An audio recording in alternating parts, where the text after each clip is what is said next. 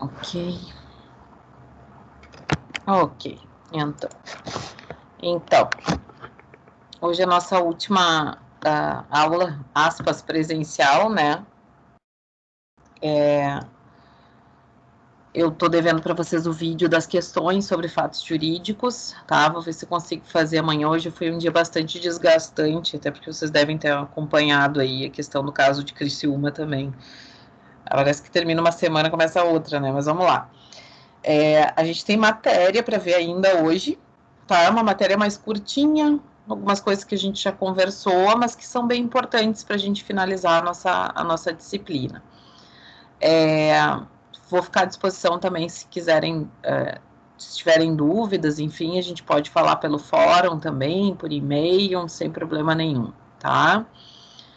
Até por e-mail fica mais fácil, se vocês quiserem mandar alguma dúvida por e-mail com relação à matéria, fica um pouco mais fácil para responder, que às vezes o fórum, até entrar, enfim, no Moodle demora um pouquinho mais. Tá bem? Diga, Lili.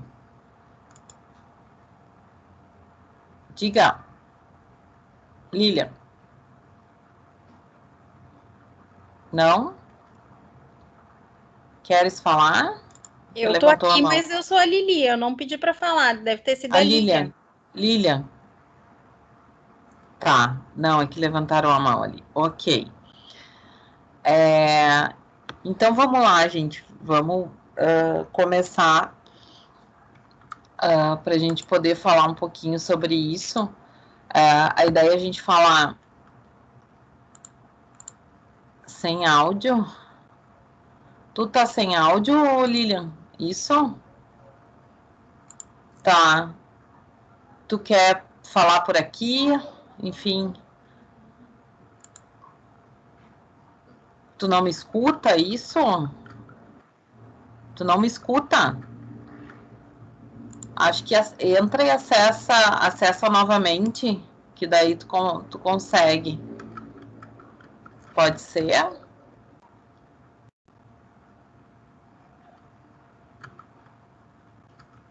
Dá uma tentada ali pra gente ver. Sim, mas tu queres falar pelo chat? Tu precisa falar alguma coisa? Isso, se não sai e entra de novo. E daí talvez tu consiga. Tá? Pra mim tu aparece normal aqui. Deixa eu ver.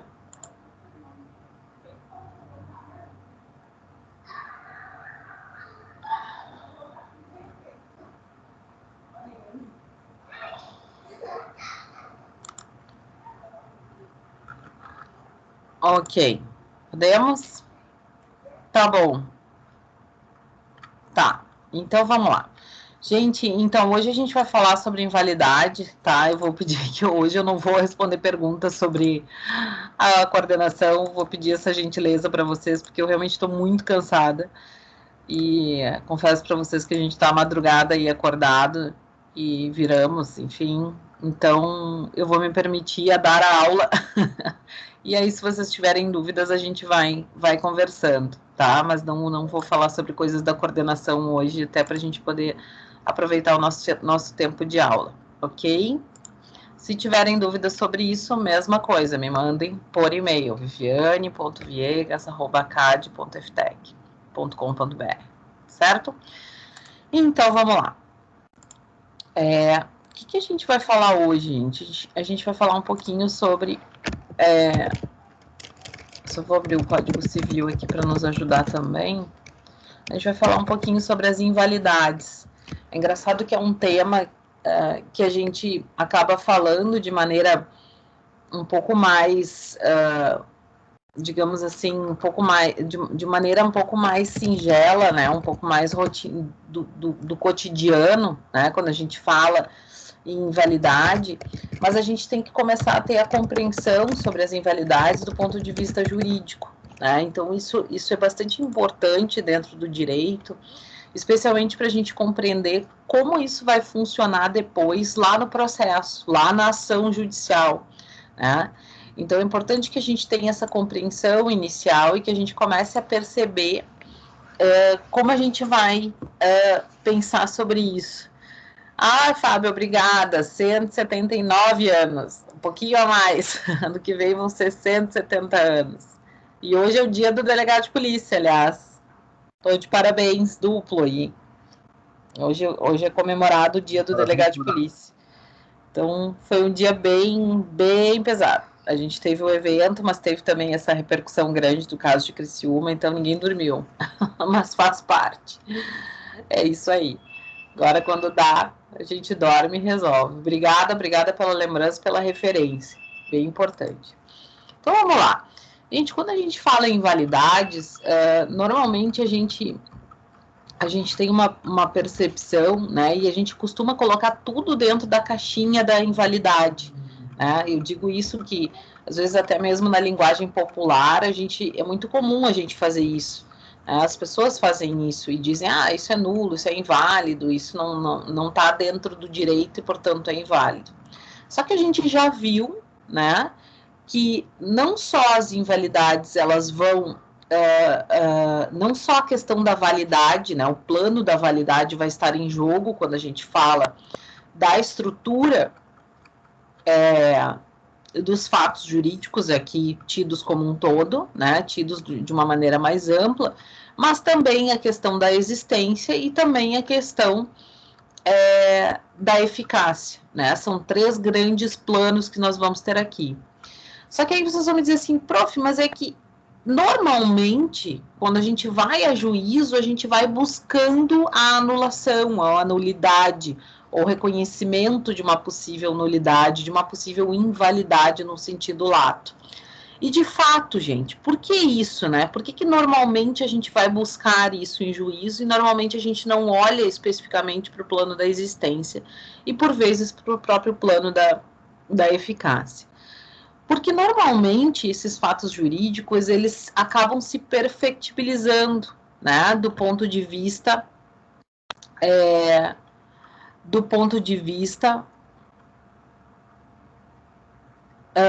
tá, Lili. As questões, eu expliquei agora há pouco, Lili, em relação às questões que eu vou postar amanhã, tá? Que eu preciso gravar o vídeo, preciso prepará-las e gravar o vídeo, eu realmente não consegui ainda nessa semana, tá? Então, amanhã de manhã eu vou fazer isso e aí já posto para vocês, tá bem? Dá tempo aí, que a gente ainda tem uma semana até a prova e depois vocês vão ter 4 dias para fazer a prova, tá? Acho que dá tempo de estudar bem tranquilo, tá? Então, vamos lá. Então, vejam que normalmente os questionamentos, eles vão advir da questão da validade, de fato, né? Por quê? Por conta de que, em sua maioria, na maioria das situações que vão, dos fatos jurídicos que vão ser questionados, eles vão ultrapassar a questão do plano da existência, ou seja, normalmente eles vão estar perfectibilizados do ponto de vista da existência, né? Então, normalmente eles vão advir de situações que estejam perfectibilizadas, mas que tenham algum elemento que vá contra, né? Que vá contra a questão da legalidade, que, portanto, se caracterize como uma possível invalidade. Então, por isso, gente, e especialmente quando a gente fala em negócio jurídico, e aqui a gente relembrando novamente que negócio jurídico nada mais é do que uma espécie de ato jurídico lícito, né? Lembram que a gente subdividiu os atos jurídicos em atos jurídicos lícitos e atos jurídicos ilícitos. Falamos dos ilícitos e dissemos que eles estão lá na responsabilidade civil extracontratual, que eles passam, portanto, a ter interesse para o direito quando houver um dano e um vínculo jurídico entre este dano e o ato praticado, responsabilidade civil extracontratual, lá do artigo 186, 187 seguintes do Código Civil.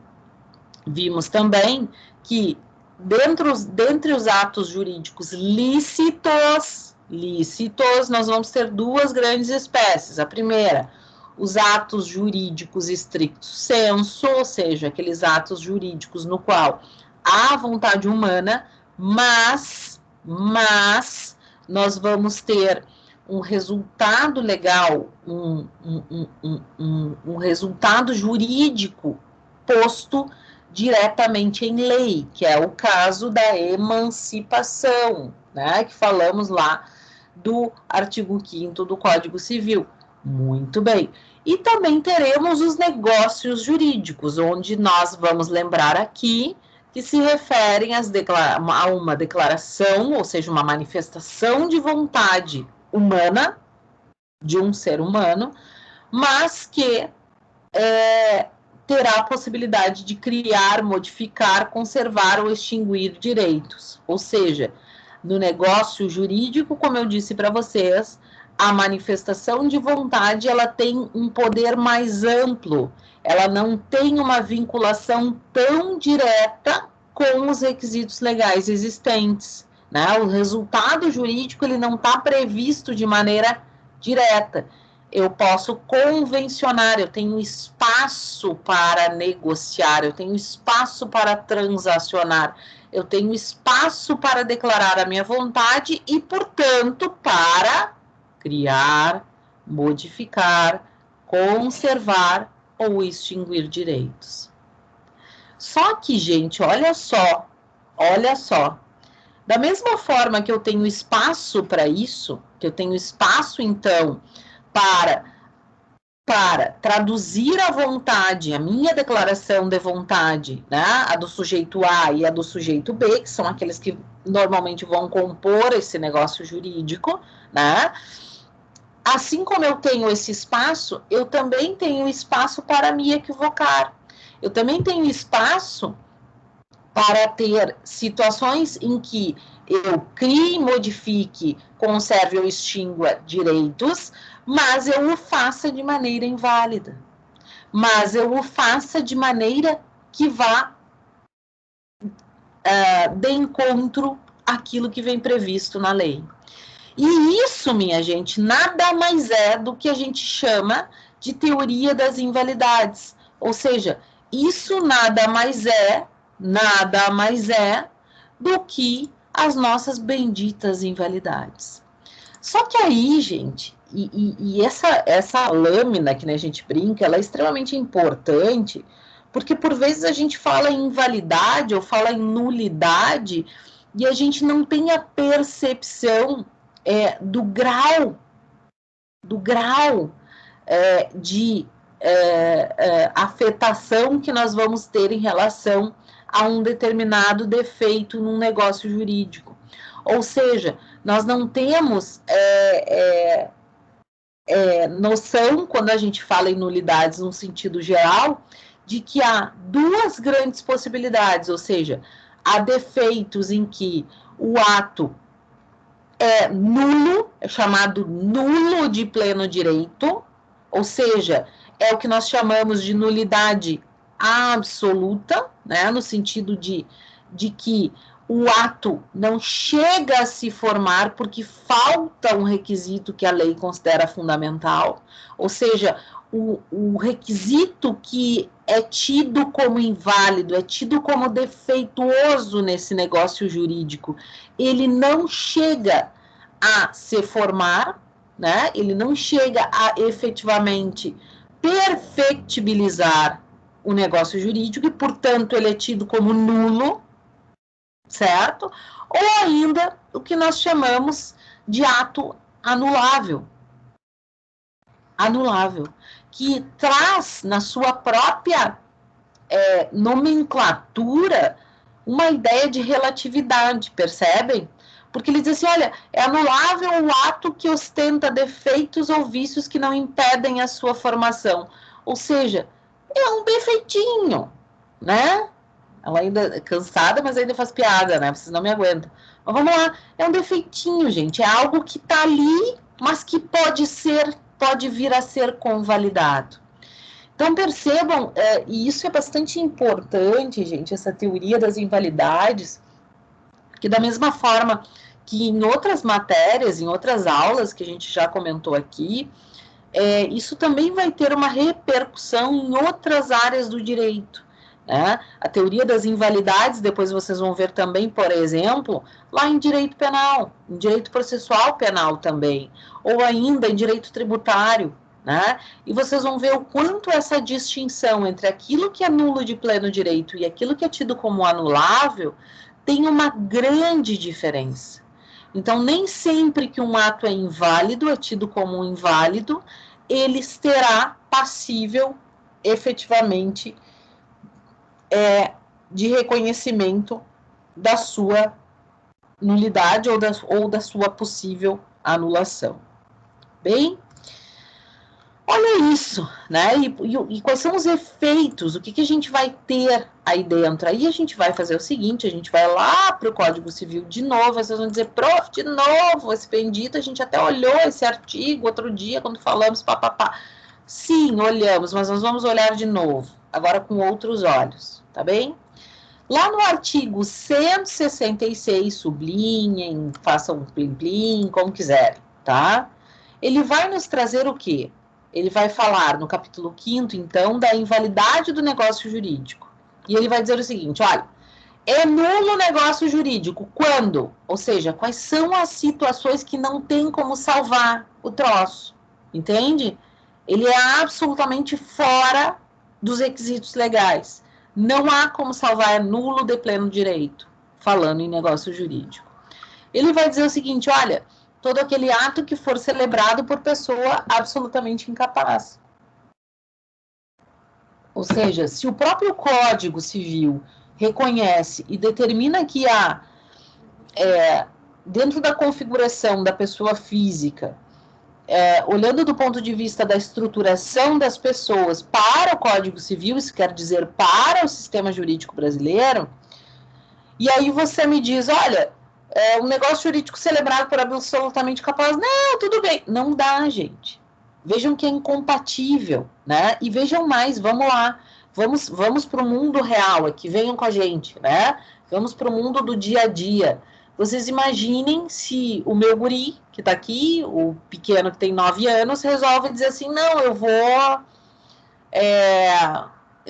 criar uma conta, que agora é moda, né, no iPhone, os caras criam contas, e às vezes até com o rosto da gente, o Face ID aquele, e eu vou comprar, ele botou lá no celular dele, ele fez uma compra, enfim, e ele sai comprando coisas, ele sai fazendo compras em nome dele, né? Vejam que é diferente quando eles fazem no nome da gente, que outro dia eu brinquei com vocês por causa dos jogos, né? Que aí ele aí entra a questão de se questionar, mas ele está comprando no nome dele, né? E o vendedor pouco importa, ou ele resolve comprar pelo WhatsApp com um vendedor, sei lá, de algum tipo de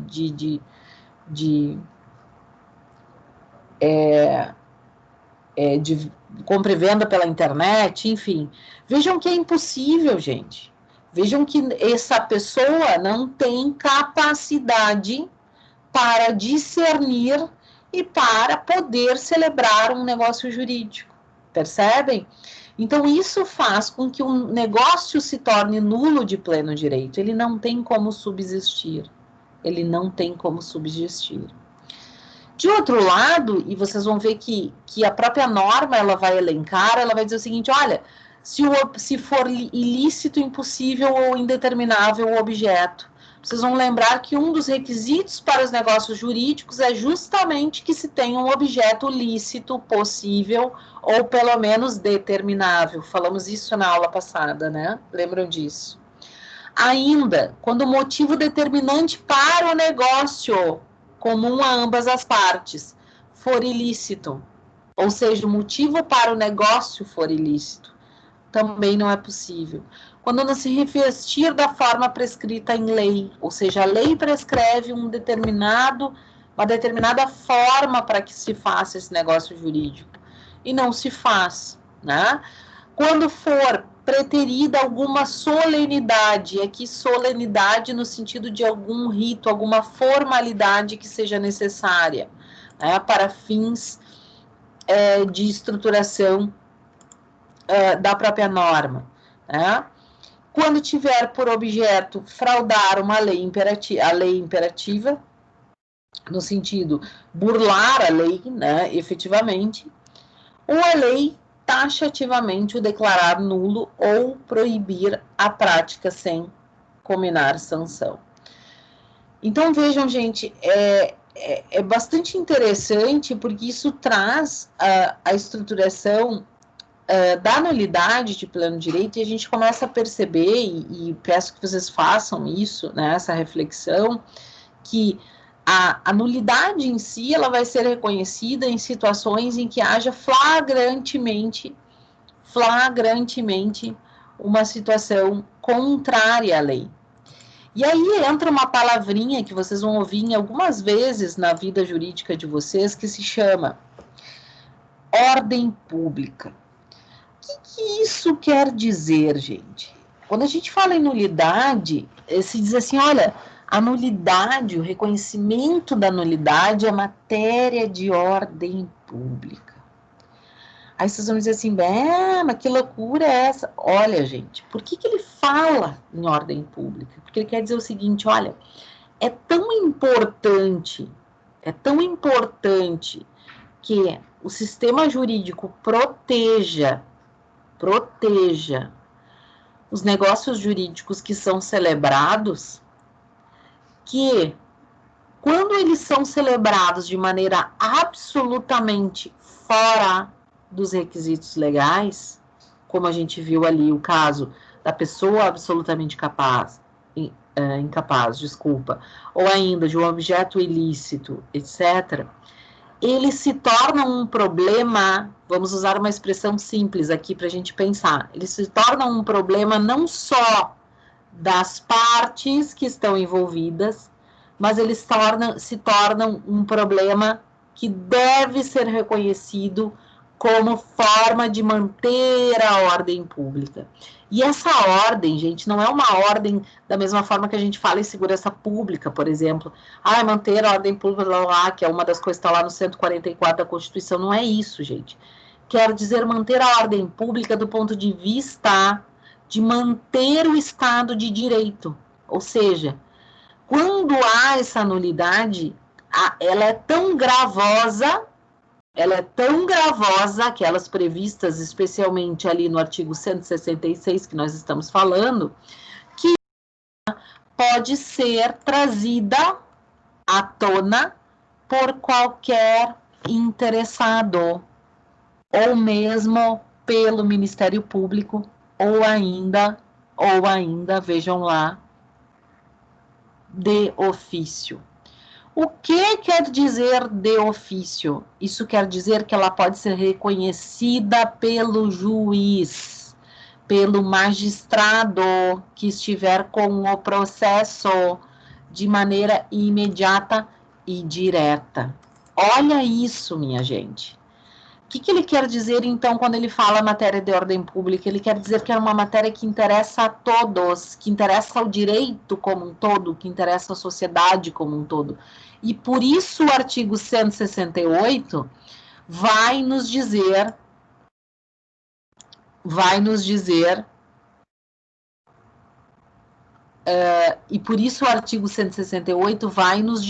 que qualquer interessado poderá alegar as nulidades previstas nos artigos antecedentes. Então, vejam que, da mesma forma que nós estamos falando que esse é um ato extremamente gravoso, é uma situação extremamente gravosa, nós temos que nos dar conta também que este ato nulo, ele não vai gerar efeitos. É como se ele não existisse, porque ele não pode estar na ordem jurídica. Ele não pode estar na ordem jurídica. Ele não deveria estar ali. E vejam mais, gente. Tudo que surge desse ato nulo, vejam mais, e tudo que surge desse ato nulo, para frente ou para trás da celebração dele, ele é tido como contaminado por essa nulidade. Muito bom, Dudu. pode ser questionada a qualquer tempo, tá? No caso da nulidade. Então, vejam, quando eu reconheço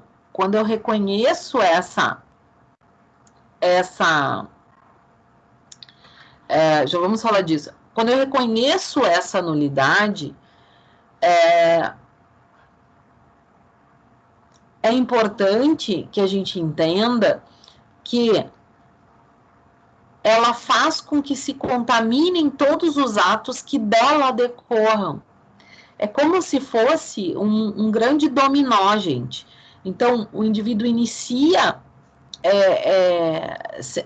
verifica a questão da nulidade e todos os atos decorrentes dela, eles passam a estar munidos desta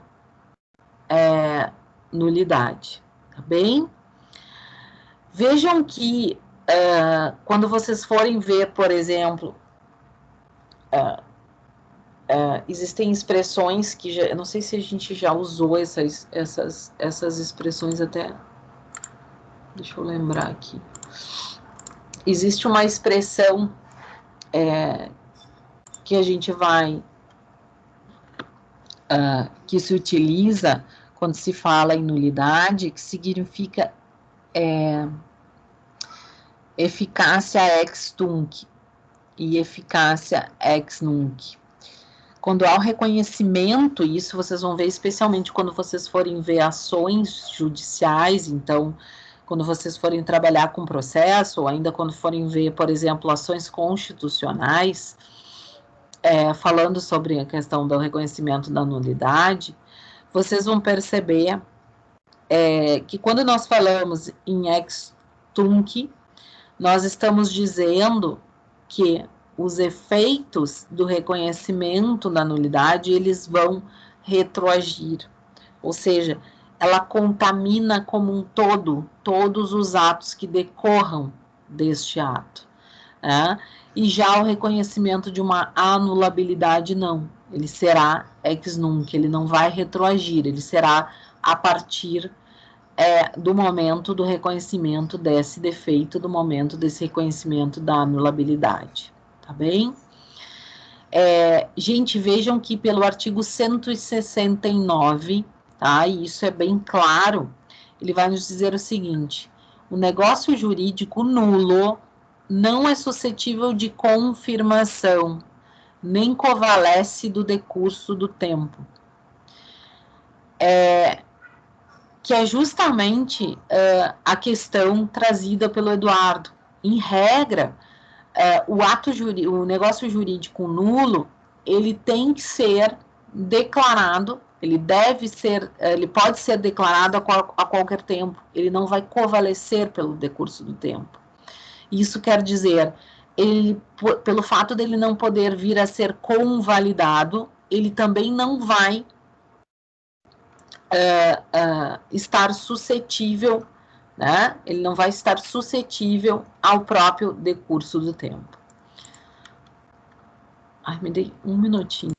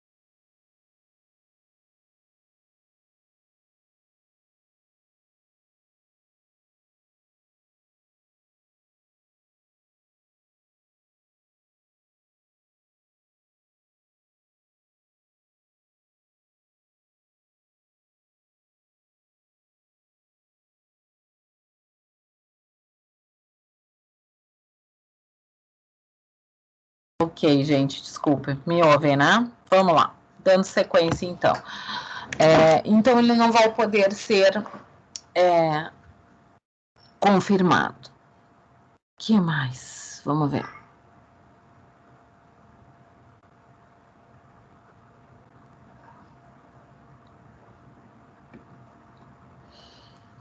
Muito bem. De outro lado, gente, a gente vai ter o que a gente chama de anulabilidades, né? Como eu disse para vocês, são aquelas possibilidades de se relativizar o vício que é apresentado, né? No caso das anulabilidades, elas só podem ser alegadas por certas pessoas, né? E ela vai admitir a possibilidade de retificação do evento defeituoso. Então, vejam, na anulabilidade, a gente flexibiliza essa possibilidade, né? É importante que a gente diga isso, porque há a possibilidade de se fazer isso, já que não é matéria de ordem pública, né? Não se está tratando de matéria de ordem pública.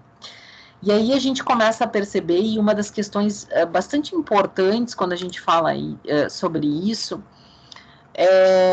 é que não há um rol exaustivo sobre a questão das anulabilidades, dos defeitos, né? Quando a gente fala nas nulidades, a gente tem um rol um pouco mais delimitado, mas quando a gente fala nos defeitos que vão gerar uma possível nulidade, eles se tornam muito mais amplos, né? E se tornam muito mais pulverizados, acho que essa é a palavra para a gente falar sobre isso, dentro da própria lei, de acordo com as próprias circunstâncias de cada caso dentro do direito como um todo, né? Seja um negócio jurídico lá do direito do consumidor, seja um negócio jurídico, enfim, de outras áreas do direito que não só diretamente a matéria civil aqui, como nós estamos trazendo de uma maneira mais geral. O artigo 171, ele vai trazer, então, algumas possibilidades, né, alguns tipos de vício, como, por exemplo, a incapacidade relativa do agente, ou ainda aqueles defeitos que nós falamos na aula passada, né, que nós trouxemos na aula passada, onde há necessidade de se provar efetivamente, por vezes, a própria questão da lesão, né, se houve efetivamente lesão em razão da possibilidade do defeito gerado dentro desse negócio jurídico.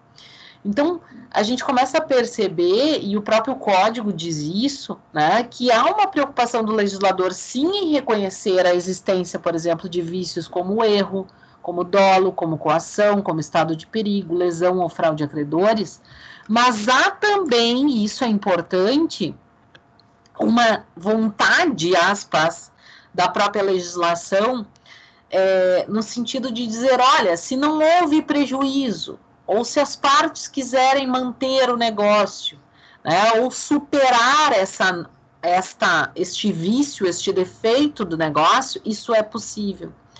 Então, vejam que o código, ele traz, sim, o reconhecimento dessas possibilidades, mas, ao mesmo tempo, ele traz a necessidade, especialmente no caso das anulabilidades, de se provar o prejuízo. Isso é extremamente importante, gente, porque isso vai ser a função de vocês como juristas. Vocês vão ter que provar o prejuízo de uma possível anulabilidade. É diferente de uma nulidade. A nulidade, ela vem prevista em lei, ela é escorreita, ela é matéria de ordem pública. Ela tem que ser reconhecida, ainda que de ofício. Vejam isso, gente. É essa discussão que vocês vão levar para dentro do processo.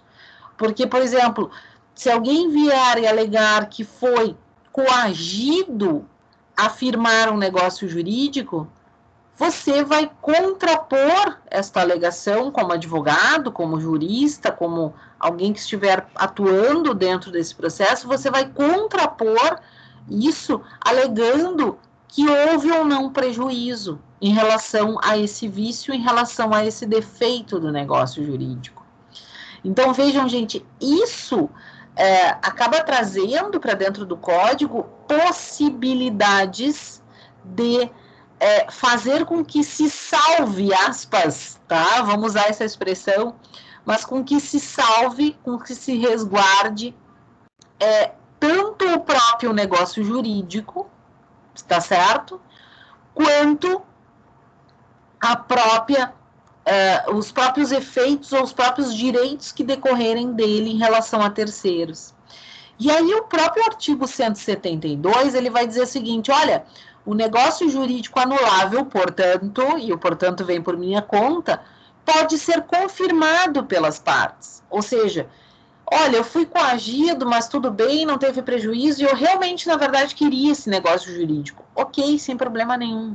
Ele pode vir a ser convalidado, certo? Então, este ato de confirmação, este ato de convalidação, ele tem que vir, né, e ele vai vir de maneira expressa, né, no sentido de manter esse negócio jurídico, e ele deve sim conter a substância do negócio, ou seja, eu tenho que estar ciente de que efetivamente ocorreu este defeito e que eu vou superá-lo e que, portanto, eu quero efetivamente ter esse negócio jurídico mantido. Então, olha que interessante essa distinção que a gente vai ter entre a estrutura de nulidade e de estrutura de anulabilidade, né? Aqui eu não tenho, gente, um rol exaustivo. Pode ser que vocês encontrem na atividade jurídica de vocês situações em que vocês vão ter a possibilidade de suscitar um defeito no negócio jurídico que sequer está previsto em lei. Mas que vocês percebem, que vocês conseguem perceber que há um efetivo prejuízo em razão de um defeito dentro do negócio jurídico. Muito bem. Gente, vejam pelo artigo 177, e isso é importante também,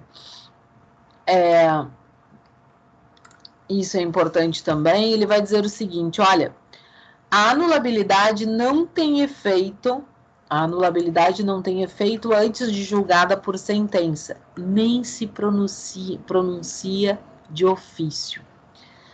Olhem isso, gente, o que ele está dizendo? Ele está dizendo, olha, a anulabilidade, considerando que ela não como é que eu vou dizer para vocês? Ela não é tida assim, olha, tá aqui, pessoa absolutamente incapaz, fim, né? Ela depende de prova, ela depende da instrução para o seu reconhecimento.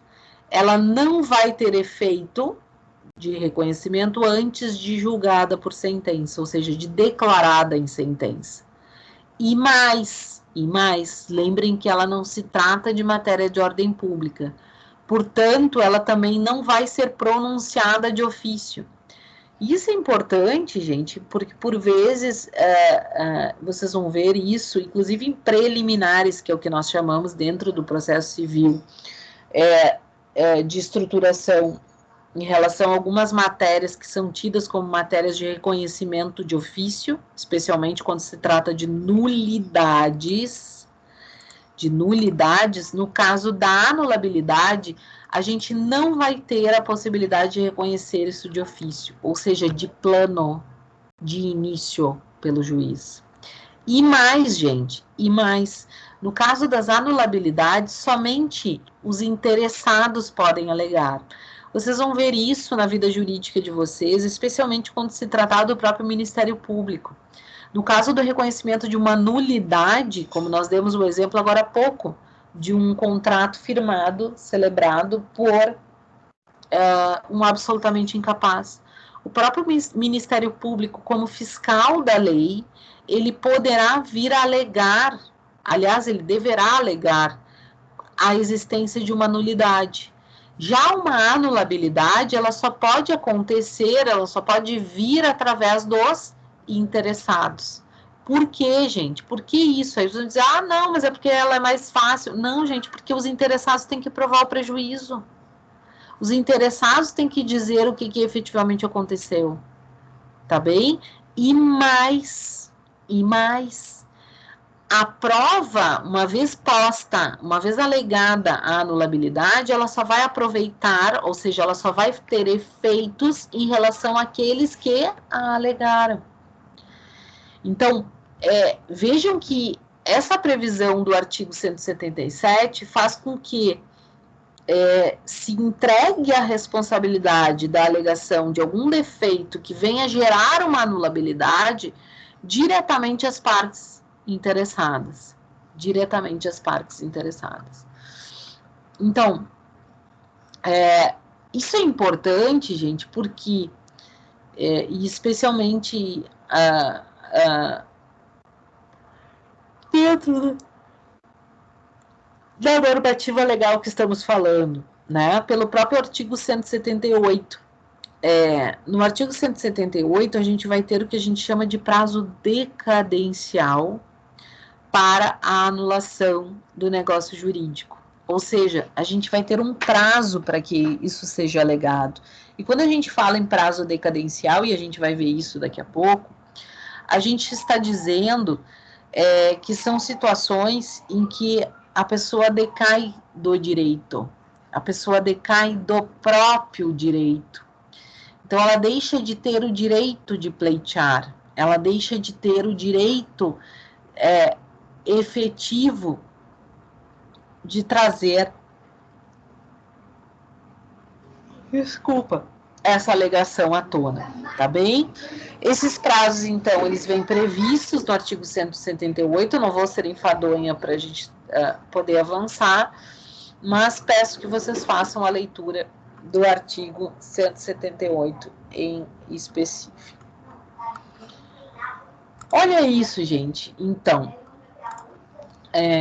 outra hipótese, e é bastante interessante, porque a gente acabou não conversando sobre ela, e propositalmente, quando nós falamos na aula passada em defeitos do negócio jurídico, e a gente vai falar agora sobre a questão da simulação.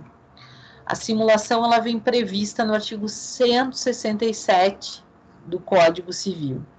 E ela vai dizer o seguinte, olha, é nulo o negócio jurídico simulado, mas subsistirá o que se dissimulou, se for válido na substância e na forma.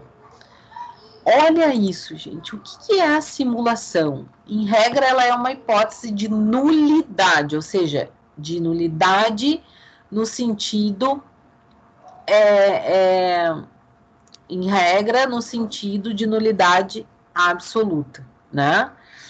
Então, porém, o que o código diz? Ele diz o seguinte, olha, no caso de simulação, e por isso ele abre um artigo especial quando fala sobre a simulação, o artigo 167, em regra, seria um ato nulo de pleno direito.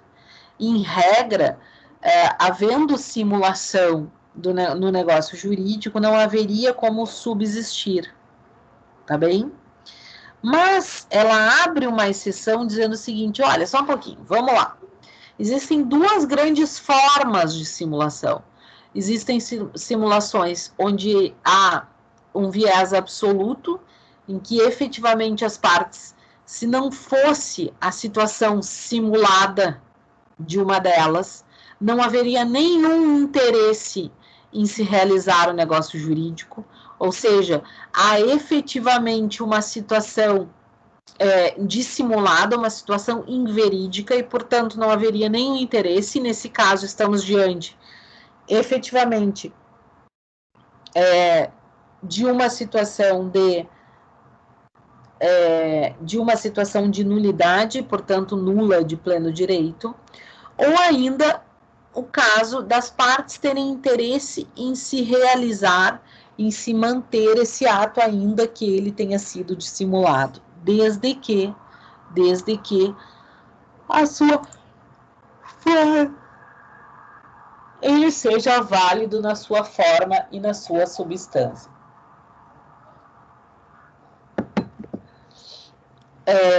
Vejam que as hipóteses, gente, também vêm previstas dentro do próprio parágrafo 1º, que eles vão dizer o seguinte, olha, haverá simulação nos negócios jurídicos quando aparentarem conferir ou transmitir direitos a pessoas diversas daqueles que realmente se conferem ou transmitem.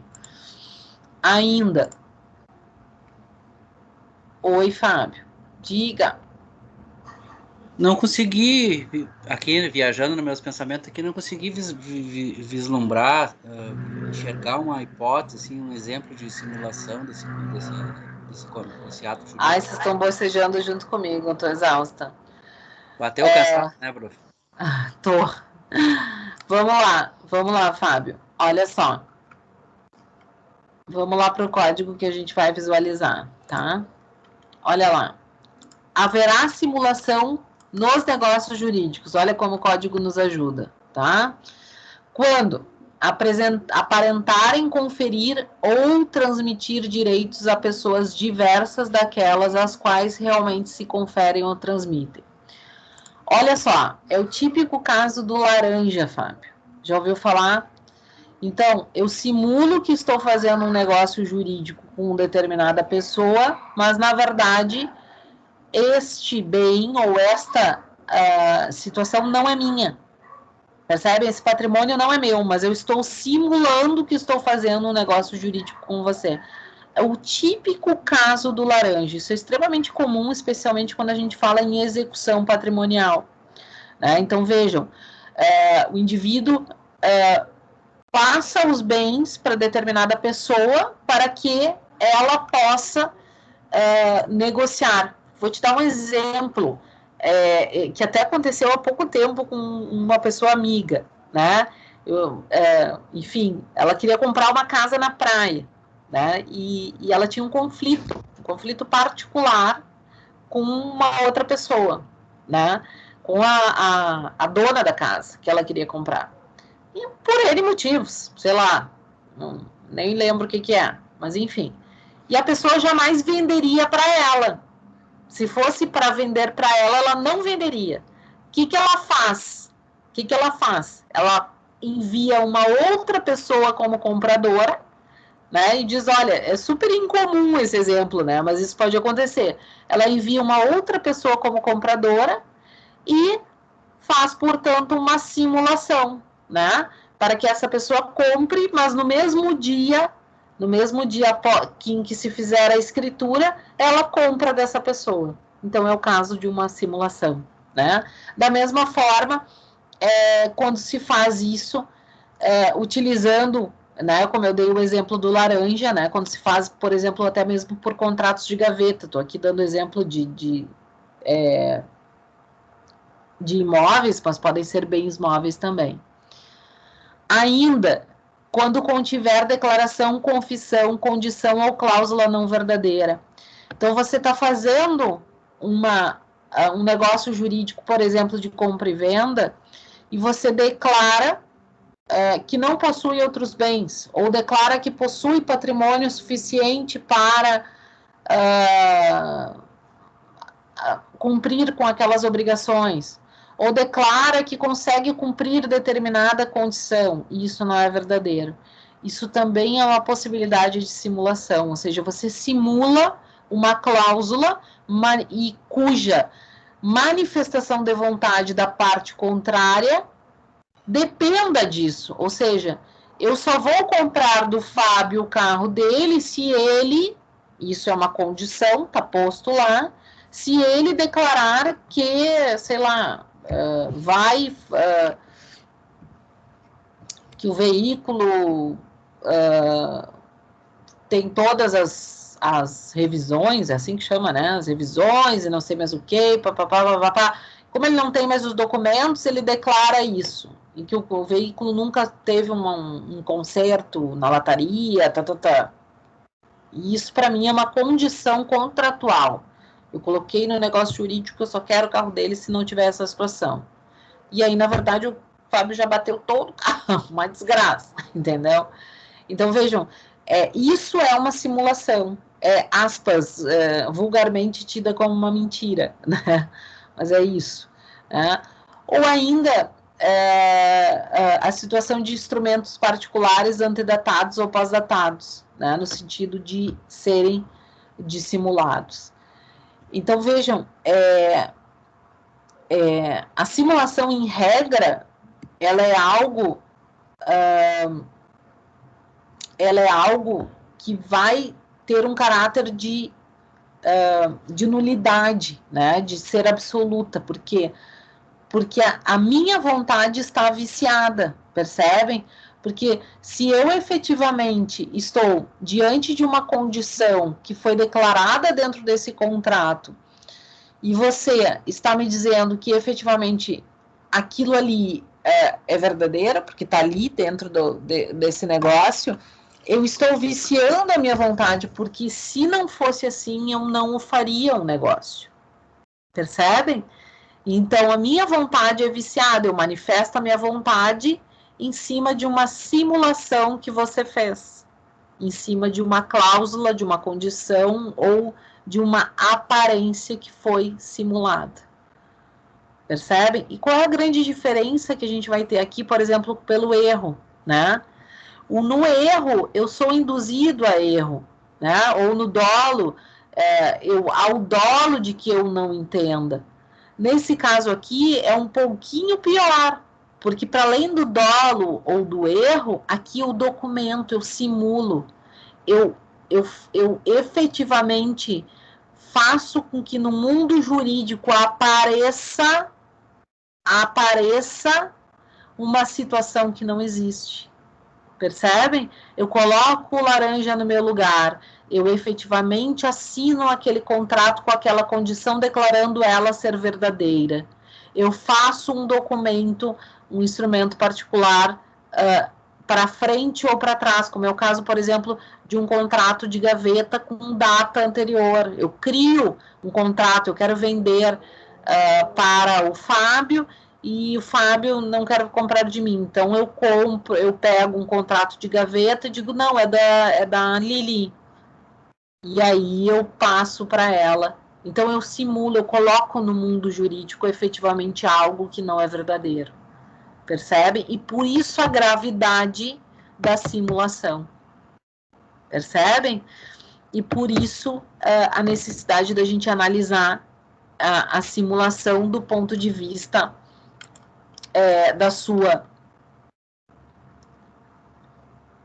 nula, completamente nula, salvo ser, e aí entra a questão da relatividade da simulação, se o negócio, olha isso, tá? Em tese seria nula, em tese eu não queria vender para ti, ele poderia pedir a anulação com toda certeza. Aliás, a declaração de nulidade, esse é o termo correto. Ele poderia pedir a declaração de nulidade dessa compra e venda. Qual é a exceção que a gente vai ter aí, Dudu? E aí a gente entra na questão da relatividade da simulação, né? Em regra, ela vai ser absoluta, mas se as partes tinham interesse em realizar esse ato ou algum desses atos, elas podem entender que sim, que ele pode subsistir. Que é isso que vai ser trazido aqui, ó. Aqui no artigo 167.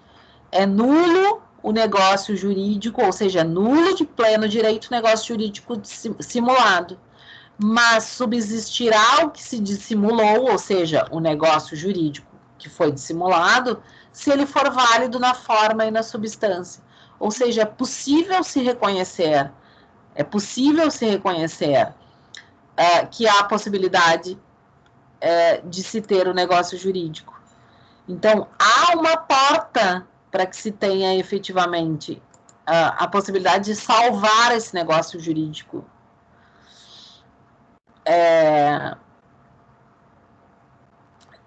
Esse negócio jurídico, se as partes... Olha lá, vamos voltar lá para o PPT. Agora que eu vi que eu estou no... Se as partes quiserem, se as partes optarem por salvar esse negócio jurídico dissimulado, tá bem? Então, vejam que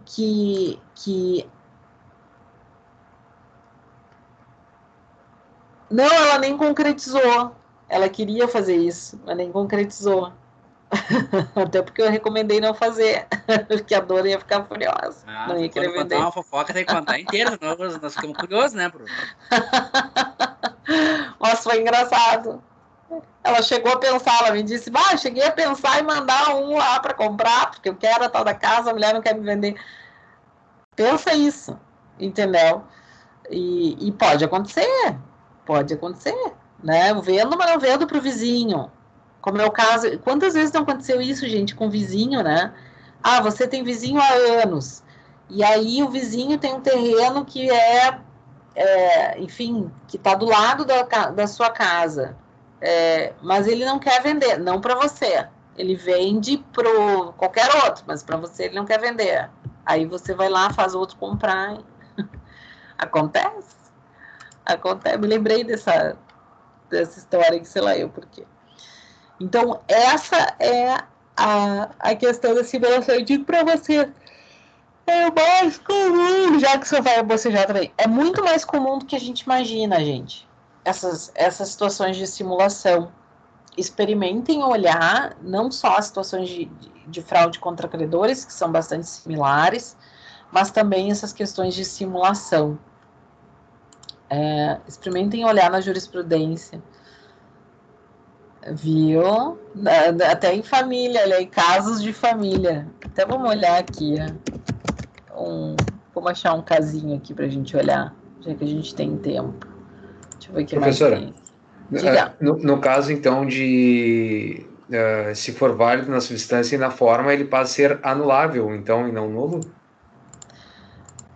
Isso, exatamente. Se eles optaram que assim o fosse, ele passa a ser anulável. Exatamente. Obrigado. Vamos ver aqui, ó. Deixa eu ver se eu acho.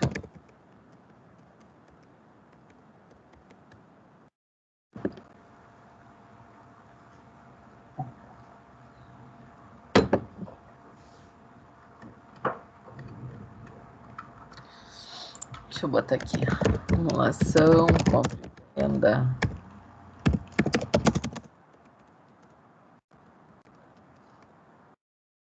Vamos ver se a gente acha alguma coisa. Ai, não, mas aqui tá por... vocês me deram um desconto hoje. Que hoje nem o olho funciona mais. Vamos ver aqui.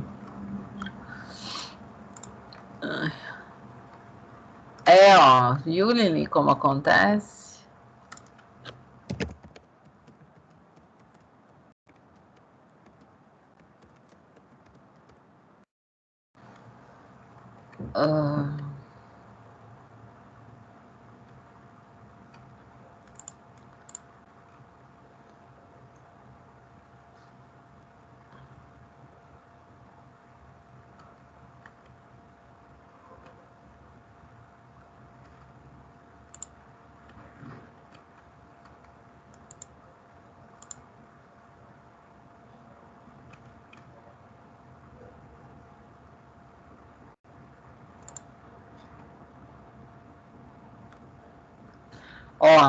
Olha que legal aqui, só pra gente espiar.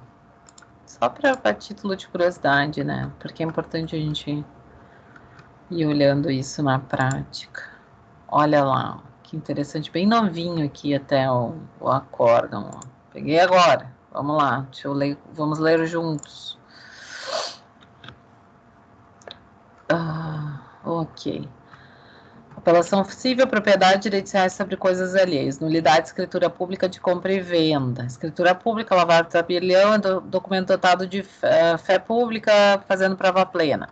Por ser uma nulidade absoluta e não uma anulabilidade, a simulação, essa é a regra, tá? Da simulação. Não é suscetível de confirmação ou de convalescimento, pelo transcurso do tempo até o do artigo 178.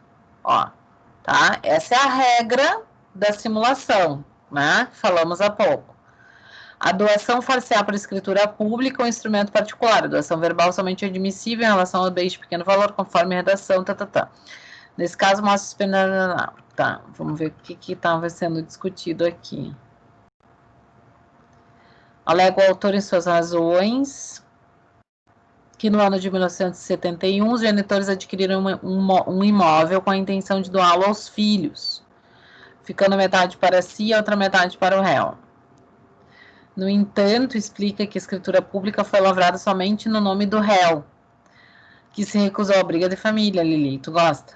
Que se recusou a repassar a parte doada, não cumprindo assim com a vontade dos genitores.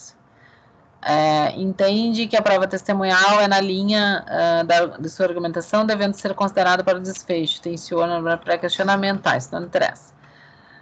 Aí vamos ver o que ela decidiu. Então, o que aconteceu? Lá em 71, se tinha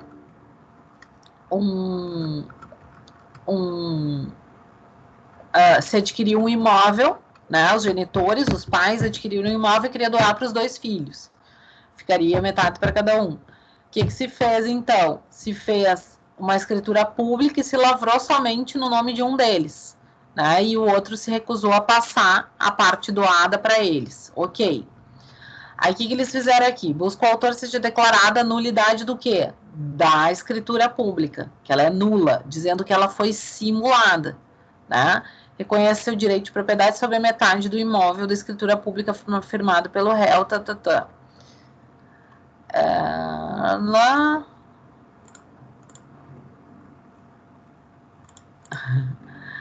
Já o registro público, a justiça juris tanto, de veracidade, atribuindo,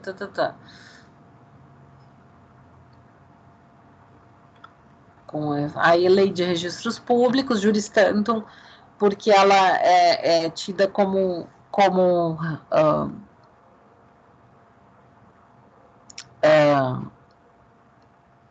relativa, né? Ou seja, ela admite prova em contrário. Aí o registro público não cancelado produz efeitos, Ó, a simulação, segundo o conceito, é uma declaração falsa, enganosa da vontade, visando aparentar um negócio diverso. Ou seja, ele coloca a pessoa numa situação em que ela não está imaginando. Muito bem. Aí o 167, que a gente leu, vamos ver o que a juíza decidiu. Por ser uma nulidade absoluta, a simulação não é suscetível de confirmação, Aí citou arestos de jurisprudência. E aí disse o seguinte: na hipótese dos autos, que é o que nos interessa, depois de vir toda, consoante bem apontado pelo magistrado sentenciante, ou seja, o magistrado do primeiro grau, ainda que possível em tese o reconhecimento de nulidade parcial da escritura pública com vício de simulação, para efeito de adjudicar ao autor, ou seja, de entregar ao autor a metade do imóvel, né, pegar dele, a questão substancial que precede a própria lavratura do instrumento, que torna inviável o acolhimento da pretensão, ou seja, ele não deu. Tal questão diz respeito à forma utilizada para a doação do bem imóvel. A doação tem que ser por instrumento público ou instrumento particular. A doação somente verbal é somente admissível. O que eles disseram, gente? Olha só. Então, tinha essa escritura pública, tinha essa promessa verbal de doação, tá? Que era a doação para os 2 filhos. Vou adquirir o imóvel e vou doar para os 2 filhos. O que a juíza disse aqui? Ela disse, olha, por mais que você me diga que a doação verbal, a ideia dos seus pais era de doar para os 2 filhos, olha a confusão que deu aqui. Na escritura pública, que é o documento hábil para a doação de bens imóveis, como é o caso, houve a manifestação de vontade de maneira expressa, não é isso? Dizendo que... ai, vocês estão vendo aqui, né? Ou eu tô louca? Ah, tá, vou botar para cá, desculpa. Houve a manifestação de vontade... Desculpa, Mayra, vou botar aqui. Eu tava na cabeça que vocês estavam... Ah, mas não consigo botar. Word...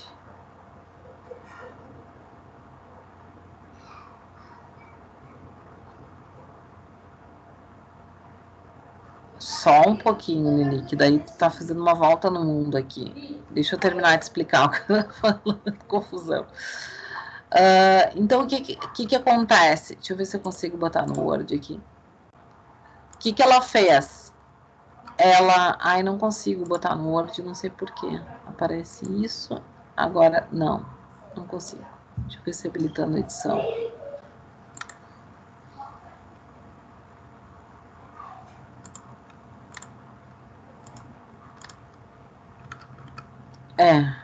aparece. Ok. Tá. Mas vamos lá. Então, o que ele diz aqui? Tá? Ele diz o seguinte, olha, como a doação ela é por escritura pública ou por instrumento particular, essa doação verbal que os pais disseram que ia dar para os 2 filhos, não tem valor. Então, em que pese possa ter existido a simulação, o que ela decidiu aqui, a doutora Valda, a desembargadora Valda? Ela disse o seguinte, olha, não, só um pouquinho, mas o que há efetivamente é uma declaração de vontade por escritura pública, que é o documento correto para a doação.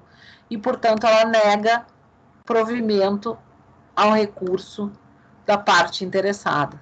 Né? Isso quer dizer, elas ficaram efetivamente sem o bem. Tá? Vamos para a pergunta aqui da Lili. Mas a compra e venda, quando não foi o negócio concretizado, quando o negócio não foi concretizado, pode ser anulável. Uma casa vendida que o vendedor não recebeu todo o valor do negócio e a propriedade não foi transferida no registro de imóveis.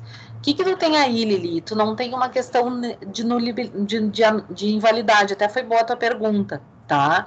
Tu tem aí um descumprimento das obrigações previstas no negócio jurídico. Então, não quer dizer que ela vai ser anulada. Tu pode resolver, ou seja, resolver no sentido de extinguir o negócio jurídico em razão, se isso vier contratualmente previsto, tu pode extinguir o negócio jurídico, mas tu não tem necessariamente uma invalidade. São coisas diferentes, entendeu? Quando tu estabelece uma compra e venda, tu estabelece o que a gente chama de uma relação obrigacional. Então, eu tenho a obrigação de te entregar a casa, você tem a obrigação de me pagar, tá? Isso é uma relação obrigacional. Eu me obrigo contigo, tá bem? Muito bem. Se eu não ter pago, tá? Se eu não ter pago, deixo de pagar uma parcela, etc., você pode me cobrar. Mas o negócio continua sendo válido, entende? Você pode até ter uma cláusula que diga, olha, se não se pagar tantas parcelas ou 50% de imóveis, é possível se resolver, né? Ou ainda a questão de aplicação de multa. Enfim, aí vai depender do negócio jurídico e do regramento que a gente tá falando. Mas isso não é nulidade, entende? Isso não é nulidade, isso não é defeito do negócio. Isso é uma cláusula não cumprida, entendeu? É uma obrigação não cumprida. Você pode cobrar a obrigação. A invalidade, a nulidade vai se referir a um defeito no negócio, a algo equivocado, especialmente aqui falando na manifestação de vontade. Então, eu faço com erro, eu faço com coagido, eu faço através de uma simulação, são coisas diferentes. A pergunta que tu me fazes é a seguinte, mas eu posso alegar isso em juízo? Sim! Você vai alegar tanto a nulidade, se for o caso de uma simulação, de um erro, como o não cumprimento de uma obrigação. Só que as alegações são diferentes, entendeu? Se eu não cumpro contigo, tu não vai dizer que o negócio é nulo. Nulo por quê? O negócio está perfectibilizado, eu sou pessoa física capaz, você também é. Eu apresentei patrimônio, você também, eu cumpri os requisitos legais, está tudo certo. Qual é o problema que a gente tem aí? O problema é que eu não te paguei. Eu não cumpri a minha obrigação. Entende? Então, você vai buscar em juízo o que? Que eu cumpra com a minha obrigação. Entende? E não uma nulidade, porque não tem. Tá? Só para entender as distinções aí. E aí, já entrando aqui, isso é importante para a gente entender a diferença, tá? Então, já entra naquilo que a gente vai entrar agora, que é justamente a diferença entre as nulidades e o que é rescisão, resolução ou revogação. Olha só, eu tenho a possibilidade e isso são palavras, gente, que depois vocês vão usar para a vida, tá? Aí para a vida jurídica de vocês. A possibilidade de rescisão. Se eu tenho lá, no mesmo exemplo que a gente trouxe aqui com a Lili, então eu tinha lá a minha compra e venda com ela e há uma previsão da possibilidade de rescisão, de romper o negócio jurídico no caso do não cumprimento obrigacional. É uma rescisão. Ele vai vir a ser rescindido em razão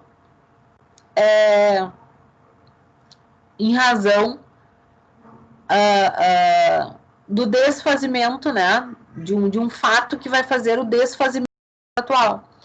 Interessante que essa rescisão, ela vai acontecer, ela pode acontecer porque eu e tu resolvemos, ou seja, mútuo consentimento, ou ainda por decisão judicial, ou ainda por manifestação unilateral, quando isso for possível. O que isso quer dizer? Eu posso concordar contigo, olha, Lili, eu sinto muito, eu não consigo te pagar, então vamos fazer o seguinte, tu fica com o que eu já te paguei e eu te devolvo a casa, como multa, e eu te devolvo a casa, ok? Rescisão do contrato, rescisão do negócio jurídico, rompemos o nosso negócio jurídico. Ou ainda, a Lili, eu não pago a Lili diz assim, não, para aí, tu tá maluca, eu vou entrar com uma ação, né?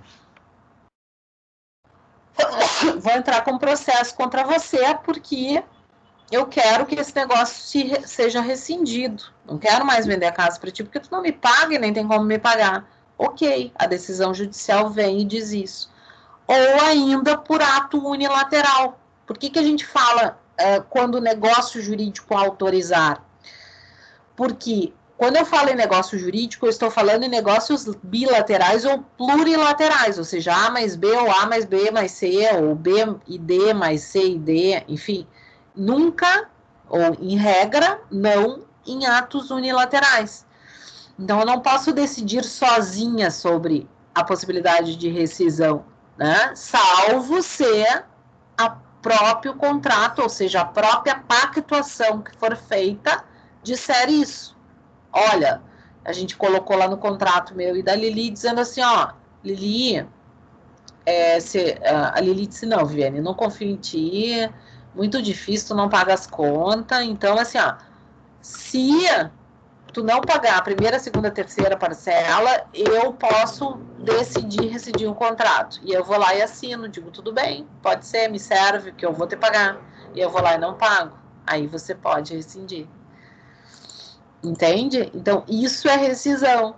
Viu como tá ruim esse negócio comigo? Não, eu sou boa de negócio, gente, tô brincando.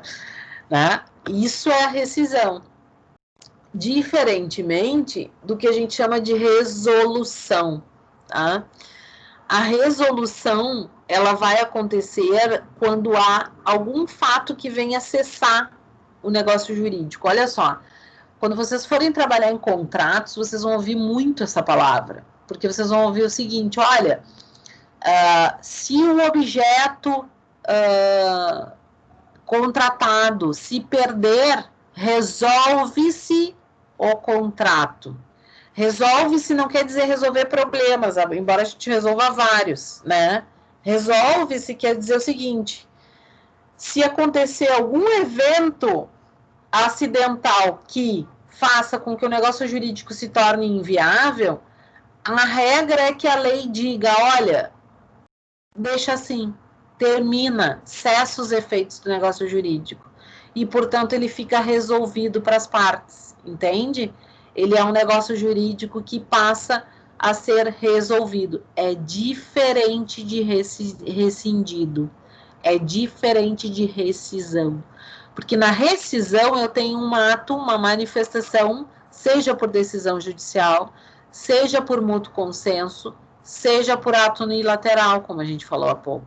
Na rescisão há um ato de vontade, na resolução não. Na resolução há uma norma jurídica dizendo, olha, por exemplo, o objeto se perdeu, resolve o contrato, não tem mais o que fazer.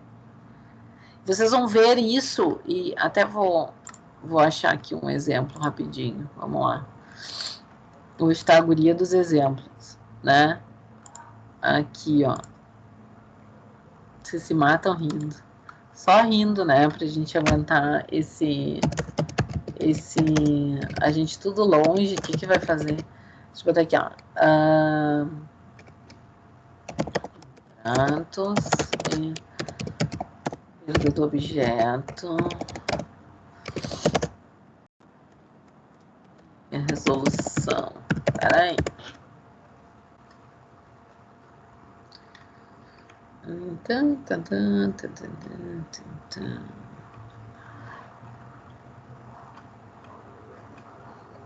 Segura aí. Um minutinho. Eu quero... eu vou lá em contratos. Vou buscar aqui mais fácil. 400. E... tá...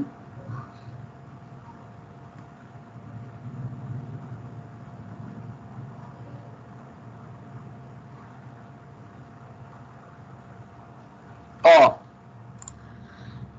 quando vocês forem estudar em contratos, vocês vão ver isso aqui, ó, por exemplo, tá? Que é o que a gente chama de extinção dos contratos, né? E as formas de extinção.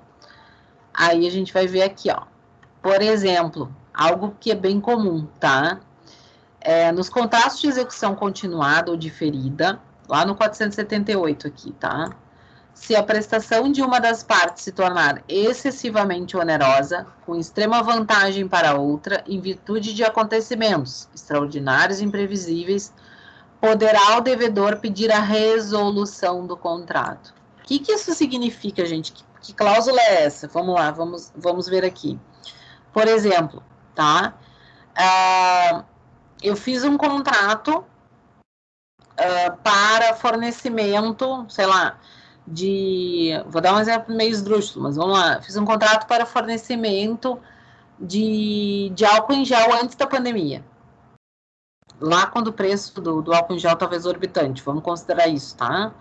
Então, eu fiz um contrato para o álcool em gel custava, sei lá, R$3 o potinho, e eu fiz um contrato que ia me fornecer tanto de álcool em gel, e esse contrato durava, sei lá, 2 anos. E que eu ia fazer o pagamento, Aí veio a tal da pandemia, que é um acontecimento extraordinário, imprevisível, porque eu não sabia. Quando eu contratei, eu não fazia a menor ideia, nem a parte contratada também não fazia a menor ideia. Né? E aí, simplesmente, os preços subiram excessivamente, absurdamente. E mais, o próprio insumo também se tornou mais caro, se tornou mais concorrido, enfim... Consequentemente, isso se tornou absolutamente oneroso para mim. Não tem como. Né? É possível que o devedor, ou seja, aquele que tem que pagar a conta, possa pedir a resolução do contrato. Olha, não dá mais. Então, vejam, a resolução pode ser, Lili, cotado com base no dólar, enfim, até pela questão do insumo, muito bem. Que seja, tá? Mas a resolução do contrato ela vai servir como uma cláusula de dizer assim, olha, não tem como manter o contrato, e portanto a lei determina que se o faz. Tá? É diferente da rescisão, onde há efetivamente um rompimento. E vocês vão ver que isso vai aparecer em uma série de pactuações e de negócios jurídicos que vão se referir sobre isso, como por exemplo na cláusula resolutiva, né, pedindo a resolução do contrato, se exigir uma determinada cláusula resolutiva, cabendo ainda perdas e danos. Né? Então, tem uma série de questões que vocês vão vir e vocês vão ver quando vocês forem trabalhar em contratos. Tá? As licitações, os contratos licitatórios, eles são um pouquinho diferentes, tá? Como é que eu vou dizer assim, o regramento, até porque eles vão vir pela própria 8666, e até em razão de serem pactuações com o Estado, no sentido lato. Né? Então, é um pouquinho diferente. Mas é por aí. Tá? Não vou senão a gente vai entrar em assunto que não é nosso nesse momento, tá? Ainda a gente vai ter a hipótese da revogação, né? Que também é uma outra possibilidade de extinção contratual, né? E a revogação vai ser uma hipótese tida justamente para os atos jurídicos unilaterais, né? Que não são o caso dos nossos negócios jurídicos. Então, os atos jurídicos unilaterais, eles são também unilateralmente revogados. Tá bem? Muito bem. Gente, agora a gente vai entrar num tema super importante, tá? Que se chama prescrição e decadência. Também é um tema que vocês vão levar para a vida, né? Também é um tema que vocês vão aplicar efetivamente dentro da estrutura jurídica de vocês, e ele vai estar intimamente ligado com a ideia de tempo, tá? Então, o que acontece no direito, né? E essa acaba sendo uma das grandes dificuldades que a gente vai ter dentro do direito. A gente precisa estabelecer um determinado período de tempo, né? É preciso que a gente consiga garantir o que a gente chama de segurança jurídica dentro do direito e, portanto, é preciso que a gente consiga ter uma delimitação entre essas valências aí, né, para que a gente consiga efetivamente saber até onde vamos, né, até onde podemos buscar determinado direito. Vejam que quando a gente fala no advento do tempo, a gente vai falar especialmente em prescrição, a gente vai falar no que a gente chama de prescrição aquisitiva, ou seja, quando eu adquiro um determinado direito pelo decurso de tempo, né? Então, o decurso de tempo faz com que eu adquira, então não é efeito contrário do que a gente imagina dentro da própria ideia de prescrição, então eu passo a adquirir um determinado direito em razão do decurso do tempo, né? Ou ainda na chamada prescrição extintiva, né? Que vai justamente ser um limite, um limitador para que se tenha efetivamente esse direito. E aí entram as duas grandes características da prescrição e da decadência. Então, prescrição aquisitiva, no sentido do decurso do tempo, faz com que eu adquira um direito. E na prescrição extintiva, dentre as modalidades de prescrição e decadência. A ideia de prescrição, gente, ela vai vir muito no sentido de prescrever a possibilidade de pretensão ao direito, né? Ou seja, de buscar, de promover as ações necessárias para exercer esse direito. Então, quando eu falo em prescrição, eu não estou dizendo que o próprio direito covalesce, eu não estou dizendo que o próprio direito deixa de existir, mas eu estou dizendo que eu não consigo mais ter as ações necessárias para exercer esse direito. Ele prescreve, né? Ele deixa de ser possível de ser buscado. Ah, mas o direito deixa de existir? Não. O direito de ser possível de ser buscado pelo indivíduo. Então, uma das questões bastante importantes, quando a gente fala na questão da prescrição, está intimamente ligada com a questão da inércia do indivíduo. Ou seja, o indivíduo tinha a possibilidade de exercer o direito, de buscar o direito, mas ele deixou de fazer, ele se manteve inerte. E essa palavrinha é extremamente importante, gente, colhem ela quando falam em prescrição, porque ela vai dizer o seguinte, olha, se o indivíduo se mantém inerte por um determinado período, normalmente previsto em lei, a consequência é que ele não poderá mais fazer uso da ação judicial que ele teria para buscar aquele determinado direito. Isso quer dizer, o direito subsiste, inclusive pode vir a ser entregue a ele, sem problema nenhum. Porém, eu não posso mais, eu não tenho mais a possibilidade de fazê-lo através da ação judicial. Isso quer dizer, a minha pretensão jurídica não é mais possível, percebem? Então, esse é o primeiro elemento que a gente vai ter sobre a questão da prescrição. E isso é bastante interessante, gente, e é importante porque a gente dá o exemplo, e inclusive o meu TCC ainda, 500 mil anos atrás, nem sei quantos anos atrás, o meu TCC ele foi justamente tratando do tema da prescrição em matéria tributária, né? O tempo do direito. Pode ser o caso de uma cobrança de dívida, Andréa. Muito bom. Pode ser o caso de uma cobrança de dívida, do ponto de vista prescricional. Ou seja, eu olho para a ação, para a pretensão, a possibilidade de buscar o direito. O que é diferente quando a gente for falar da decadência. Porque na decadência eu decaio do direito. Eu perco o direito em si.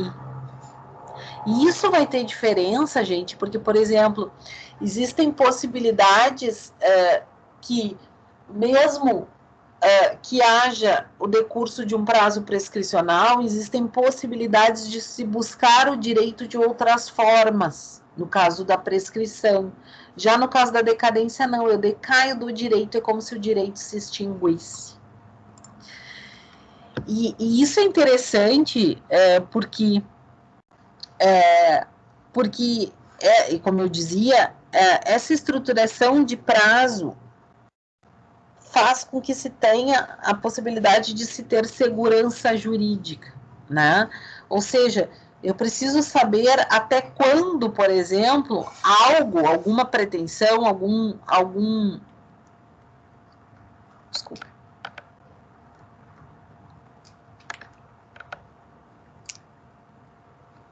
desculpa. Alguma pretensão jurídica pode ser buscada em relação a mim.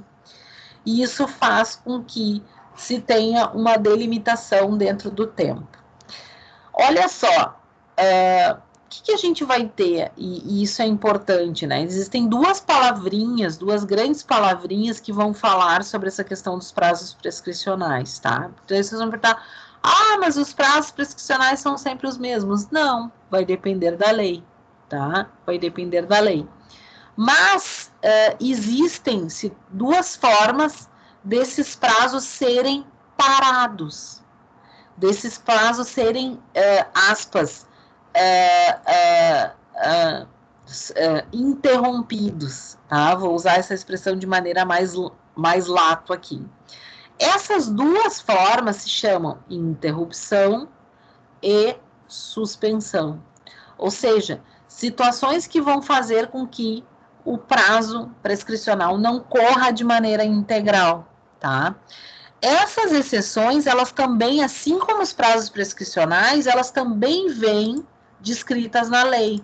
Ou seja, não é a Viviane, a Lili, enfim, que vão decidir quais são os casos de interrupção ou de suspensão. Assim como a gente vai ter prescrito na lei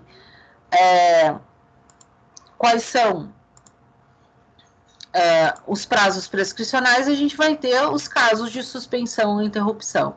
E aqui eu peço que vocês façam plim-plim, gente, porque isso vocês vão ter que lembrar para o resto da vida, é um saco. Desculpa a expressão, mas é chato decorar isso aqui, tá? Não decorem, entendo. Quando a gente fala em interrupção do prazo prescricional, é importante que a gente diga que eu interrompo o prazo prescricional e é como se ele não existisse para trás. Ele vinha andando o prazo prescricional. E aí vem uma causa interruptiva. É como se ele desse o start, que nem jogo de videogame, e ele iniciasse do zero. Prof, mas por que isso acontece? Por que a gente tem causas de interrupção? Bem, porque existem situações em que nós vamos ter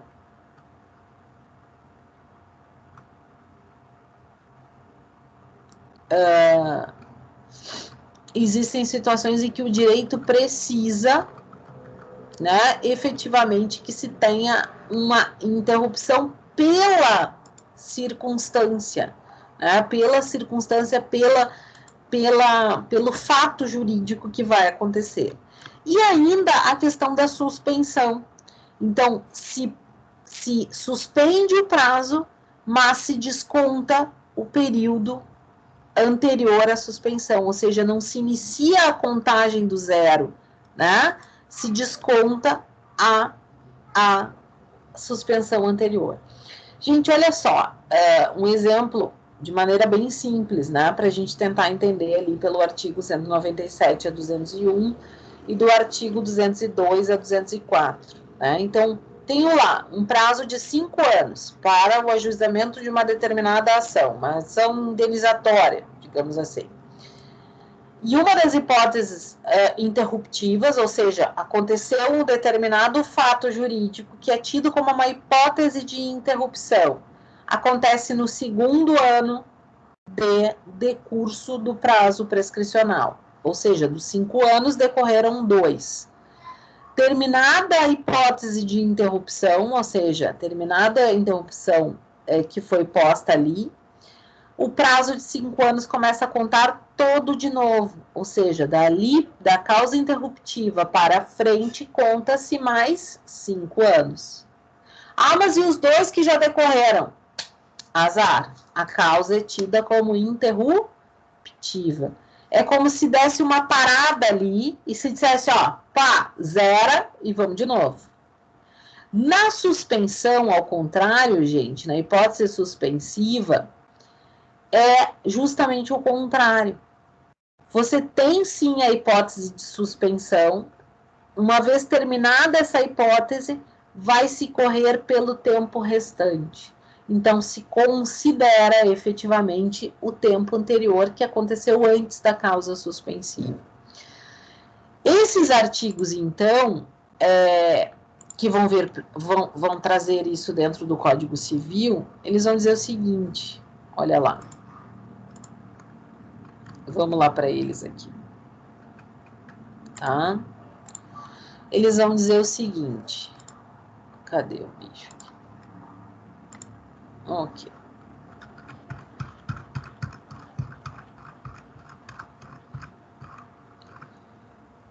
Olha lá. Da prescrição e da decadência.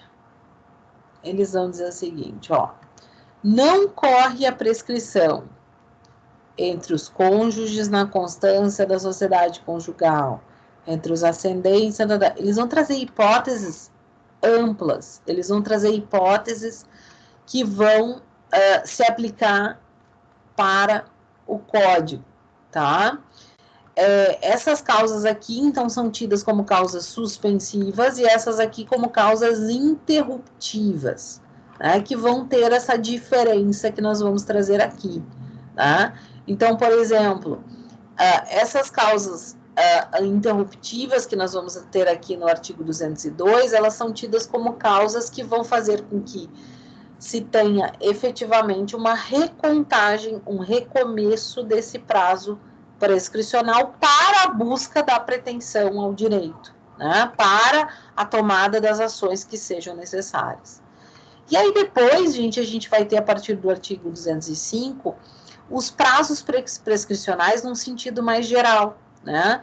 Então, vão trazer aqui diversas situações em que vai haver a prescrição, por exemplo, em 1 ano, né?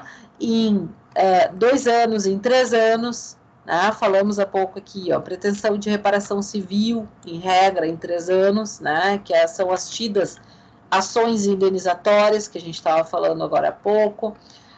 Em 5 anos, como o André falou, para pretensão de cobrança de dívidas líquidas, ou seja, dívidas que já estejam contabilizadas, né? Depois vocês vão aprender, quando trabalharem em contratos também, quais são os requisitos para que se tenha liquidez de uma dívida, né? E todas essas outras hipóteses que vocês vão ter aqui. Prof, preciso saber esses prazos prescricionais decorado, graças a Deus, não. Não, gente, não tem necessidade. Vocês vão acessar isso. É importante fazer a leitura, né, desses temas, especialmente do artigo 206, mas não é preciso que vocês tenham isso de maneira decorada, assim, enfim, como uma bíblia, e não é necessário. Tá? Então, tá lá o artigo 206, sendo ele um dos mais importantes dispositivos que vão trazer, então, esses prazos prescricionais de acordo com cada situação relevante, tá? E a nossa bendita decadência, gente, que como eu disse para vocês, ela vai traçar exatamente não só a pretensão do direito, né, mas o próprio direito, o próprio exercício ao direito, né? Então, o próprio direito ele caduca, né? O próprio direito ele cai por terra, percebem? E isso vem de maneira muito veemente na decadência, porque diferentemente da prescrição, que vai tratar da pretensão, da busca a esse direito, nesse aqui a gente não tem causas, em regra, interruptivas ou suspensivas, né? E o código vai dizer o seguinte, olha, a regra é que se tenha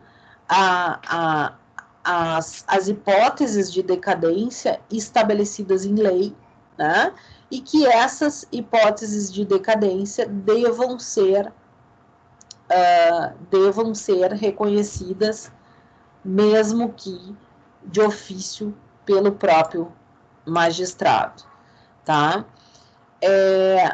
A decadência, então, está prevista nos artigos 207 a 211, tá? Vocês vão ter ali, então, que a suspensão e a interrupção só por determinação legal, ou seja, a regra é que a gente não tenha causas interruptivas e suspensivas. A decadência vai ser passível de renúncia em alguns casos, mas ela sendo legal, ela sendo prevista em lei, isso não é possível, tá? Somente se ela for convencionada, ou seja, se ela advir de um negócio jurídico, de uma pactuação, tá? Ela pode vir a ser renunciada. Do contrário, a decadência não pode admitir renúncia. E a gente vai ter a possibilidade, como eu disse, de reconhecimento de ofício. Vamos ver só um exemplo, até aproveitando aqui, sobre decadência, para a gente conseguir deixar isso mais claro.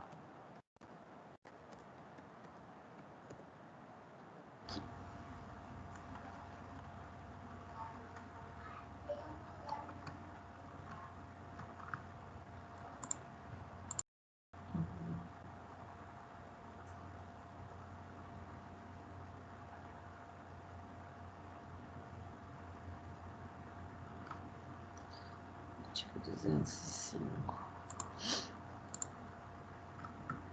Não, mas aqui não é decadência. Tá errado isso.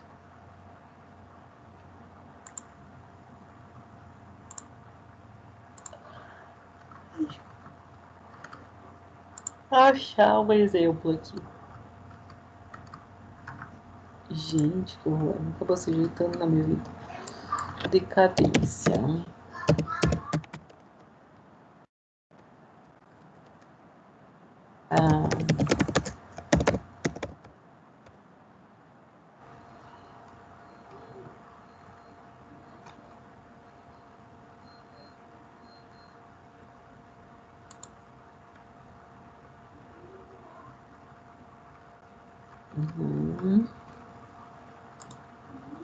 Por vezes, gente, isso é importante também, as próprias decisões confundem o que chamam de decadência e de prescrição, ou fazem no sentido de colocar aqui, esse é bom, vamos lá. Vou abrir aqui, deixa eu ver se eu consigo abrir aqui. Olha aqui. O que a gente tem aqui, ó? Isso é interessante, ó. Que daí já junta um pouquinho de constitucional. Aqui. Olha só esses embargos declaratórios, né? Ele fala sobre uma questão de um julgado, né? E aí ele traz a questão da decadência do direito de impetração de mandado de segurança. O que é um mandado de segurança, gente? O mandado de segurança é uma ação constitucional. Só que, diferentemente das ações, um remédio constitucional, para aqueles que estão vendo lá em direito constitucional também. Só que, diferentemente de uma ação comum, ou de uma ação indenizatória, de uma ação declaratória comum, que vocês vão ver lá em processo civil, no mandado de segurança, no remédio constitucional mandado de segurança, até por uma previsão constitucional, está em jogo a necessidade de se ter um direito líquido e certo. Então, vejam, isso é muito preemente quando a gente fala na estrutura do mandado de segurança e, portanto, a gente fala em um prazo decadencial para a impetração do mandado de segurança. Então, você vai ter não um prazo prescricional, ou seja, você deixa de ter a pretensão, mas sim um prazo decadencial do direito à impetração do mandado de segurança. Porque como ele é um direito fundamental, ele é uma garantia fundamental, né, prevista constitucionalmente, ele não prescreve, mas sim ele decai. Você decai do direito de impetrar o mandado de segurança. Isso é interessante porque isso vem previsto na própria lei que regulamenta o mandado de segurança. Interessante até por ter achado aqui na jurisprudência.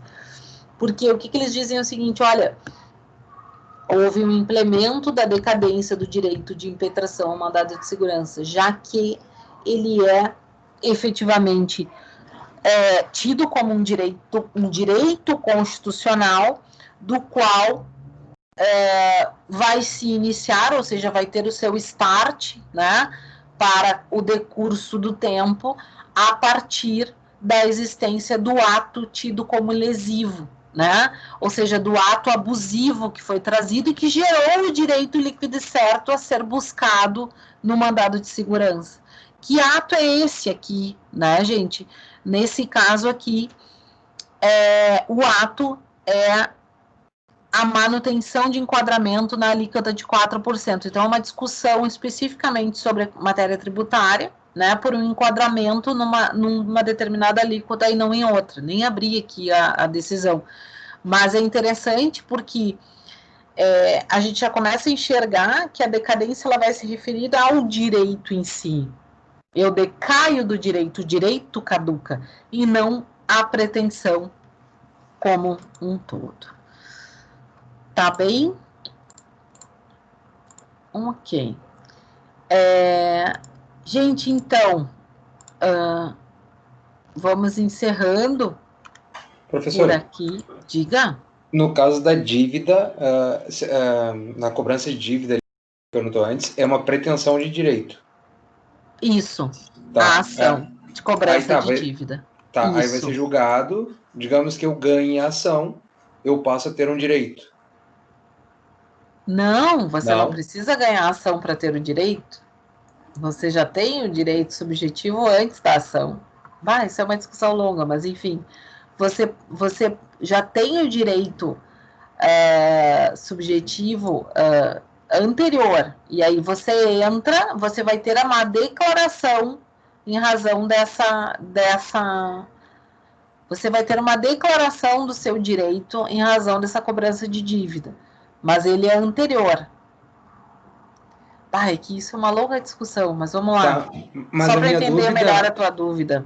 A minha dúvida em relação à prescrição, porque senão a gente vai entrar na discussão entre relação material e relação processual, que vocês vão ver em processo civil, mas vamos lá. Tá, a minha dúvida é assim, se depois de julgado, eu começa a correr o prazo de decadência sobre o meu direito de cobrar, de receber esse valor, ou nada a ver, são coisas distintas. Não.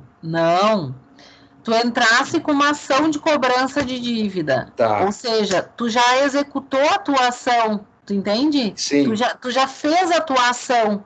Então, com isso, o teu prazo prescricional ele fica interrompido, porque tu ingressou com a ação. Sim. Entende? Sim. O prazo prescricional, talvez essa seja a tua dúvida. O prazo prescricional, como por exemplo, da pretensão de cobrança de dívidas, ele vai iniciar antes do ingresso da ação. Tu entende? Sim, ele se inicia com a liquidez da dívida. A minha dúvida é se depois tem mais o prazo decadencial para executar a sentença, digamos assim.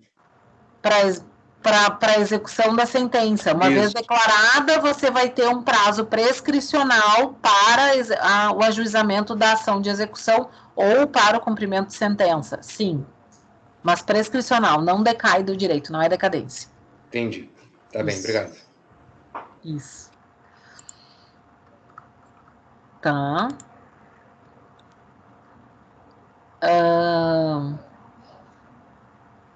Que mais?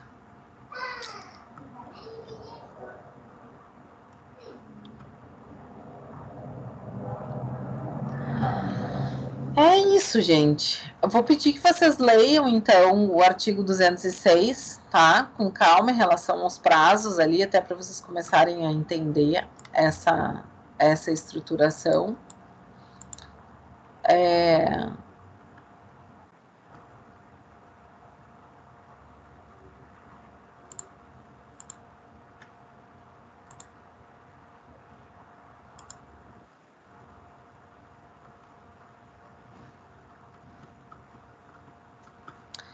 Gente, olha só, o que a gente tem aqui, ó, que é a pergunta da colega no caso de uma ação de cobrança de dívida, tá? Aí entra a questão dos prazos suspensivos e interruptivos, tá? Vai depender, não tem problema, Lili, é só porque não é a matéria, mas vamos lá. Isso vai depender do tipo de ação que está se tratando, tá? E em regra, a citação ela funciona como uma causa interruptiva, tá? E aí você tem, para efeitos de não acontecer a prescrição intercorrente para frente, tá? Mas isso vai depender de como, vai depender do tipo de situação que vai se estar diante, tá? O que acontece? E se vocês forem olhar pelo artigo 202, por exemplo, tá? O próprio despacho do juiz que ordena a citação. O que é citação? Citação é chamar o réu ao processo. Ingressei com uma ação de cobrança de dívida e chamei o réu ao processo para que ele venha a fazer o pagamento da dívida tal XY que eu coloquei lá na minha inicial, tá bem?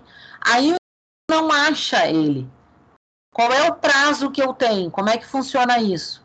Artigo 202, causa interruptiva da prescrição, inciso 1º, por despacho do juiz, vírgula, mesmo incompetente, que ordenar a citação se o interessado a promover no prazo e na forma da lei.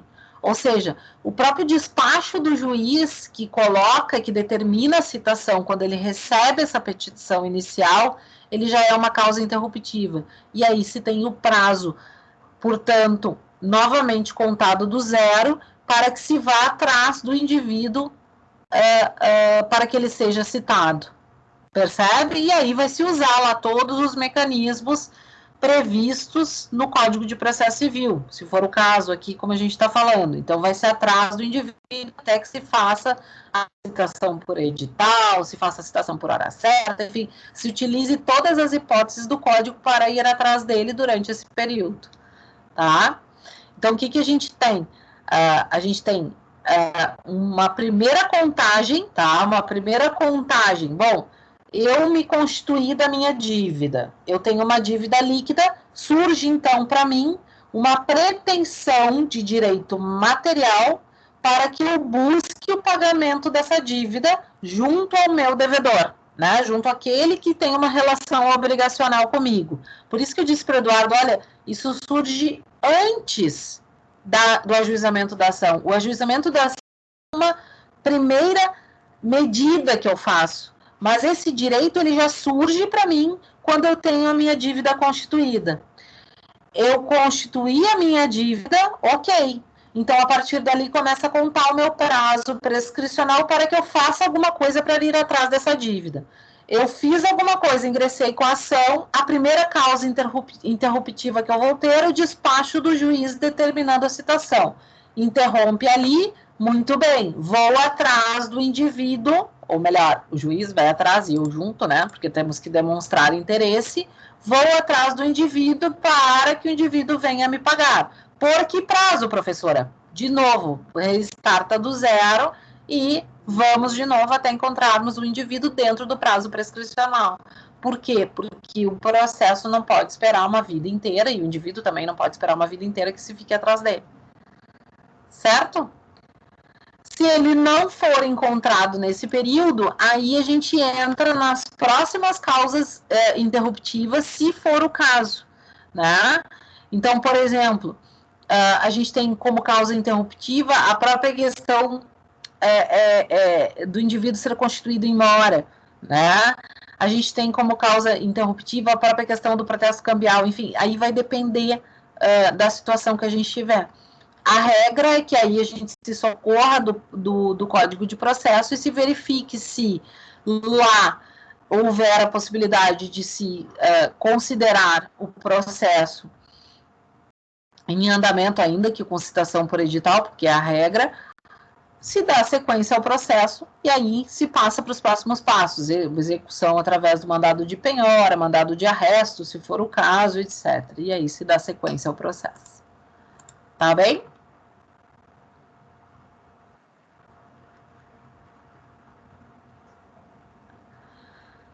Ai, olha, então, não gosto muito de códigos.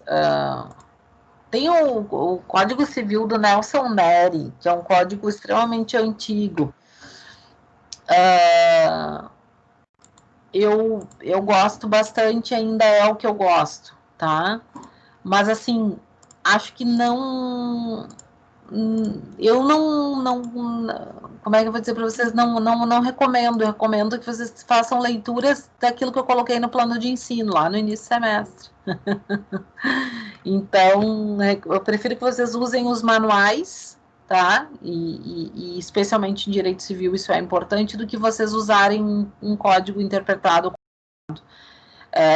Minha opinião, tá? Na minha opinião, o código comentado ele é muito melhor quando a gente fala em processo,